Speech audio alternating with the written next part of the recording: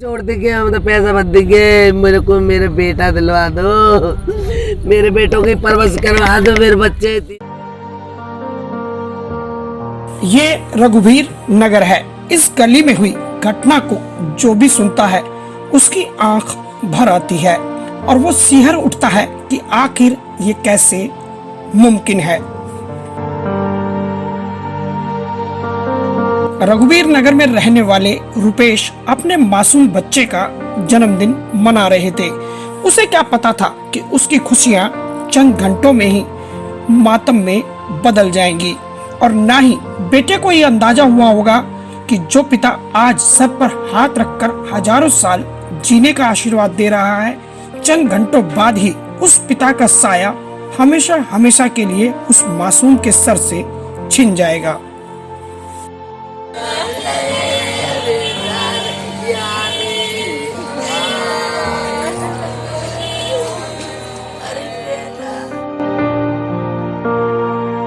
इस अनहोनी घटना के बाद मृतक की मां आंखों में आंसू लिए विलाप कर रही है, तो वहीं पत्नी मासूम बच्चों के साथ गमजदा है।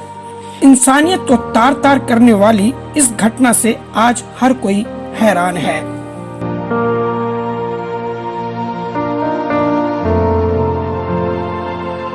सवाल ये है कि क्या किसी को समझाने की कीमत इतनी भारी भी हो सकती है कि अब रुपेश की यादों के साथ ही परिवार को ये गम उम्र भर टीस देता रहेगा, और मासूम बेटे को हर साल अपने जन्मदिन के मौके पर पिता की याद सताएगी।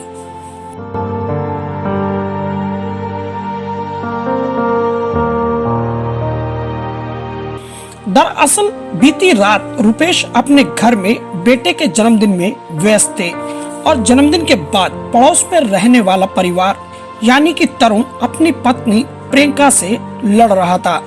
बढ़ते हंगामे के बीच रुपेश ने उन्हें समझाते हुए गाली देने से मना किया। इस बात पर रुपेश की और आरोपी परिवार की बहस बढ़ गई, और बढ़ती बहस के बीच आरोपी परिवार रुपेश पर ही लाठी डंडों के साथ टूट पड़ा। रुपेश की बिगड़ती हालत देख घबराया परिवार पास के ही गुरु गोविंद सिंह हॉस्पिटल में रुपेश को ले गया, जहां डॉक्टरों ने उसे मृत घोषित कर दिया।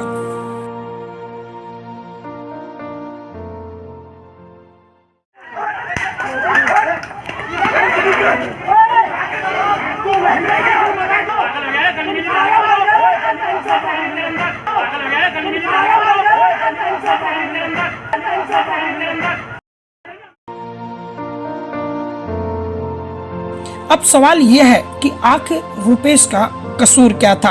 आखिर ये दिल वालों की दिल्ली इतनी बेरहम कैसे हो सकती है कि जिसके परिवार में जन्मदिन की खुशियां हो वहीं लाठी डंडों से टूट पड़े और भीड़ मौत का रूप ले ले।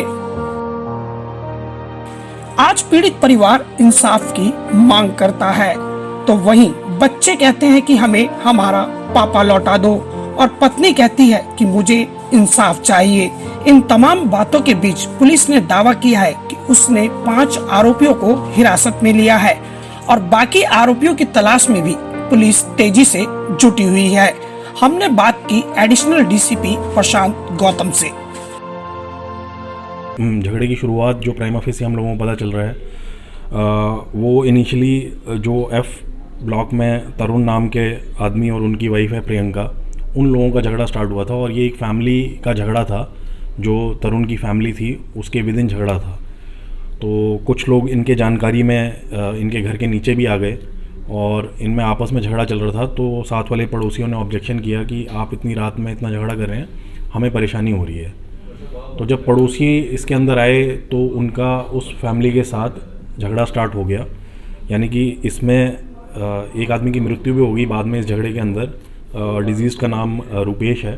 तो रुपेश का जो छोटा भाई है मुकेश, रुपेश का जो छोटा भाई है मुकेश के साथ झगड़ा हो गया था तरुण, जिसका मैंने बताया कि तरुण के उसकी वाइफ के साथ झगड़ा था। तो इन दोनों छोटे भाइयों में पहले झगड़ा हुआ, और फिर ये झगड़ा बढ़ते बढ़ते स्थिति में आ गया जहां रुपेश को अपनी जान गंवानी पड़ी, और मुकेश को काफ़ी कितने लोगों को गिरफ्तार किया? अभी हमने इसमें 5 लोगों को गिरफ्तार कर लिया है, और 4 लोगों की गिरफ्तारी अभी इसमें बाकी है, वो भी हो जाएगी। छुड़ाने गए थे। ना मेरा बेटा लड़ाई छुड़ाने ना गया था, यहाँ खड़ा था पैसुलभ पे, ये जा यहाँ लड़ाई कर रही थी, ये कड़ी गया था।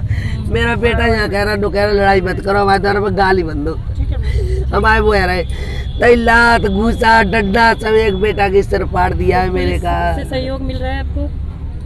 वो जी कह रहा पुलिस मेरा करेगी क्या, आपको पुलिस हम से तो सहयोग- पैसा भर के छोड़ देंगे, हम तो पैसा मत देंगे, मेरे को मेरे बेटा दिलवा दो, मेरे बेटों की परवरिश करवा दो, मेरे बच्चे। जहां लोग अपने ही घर में असुरक्षित हो जाएं, वहां अनजान जगह सुरक्षा की बात करना बेमानी है। पड़ोस की लड़ाई आज रुपेश की मौत की वजह बन चुकी है। आखिर ये भीड़ मौत का रूप ले लेती है, ऐसी भीड़ पर लगाम कब लगेगी और रुपेश के पीड़ित परिवार को इंसाफ अब कैसे मिलेगा? ये वो तमाम सवाल हैं जो आज रोती हुई मां की आंखों में देखे जा सकते हैं। नई दिल्ली से न्यूज़ फोल्डर के लिए किरण शर्मा की रिपोर्ट।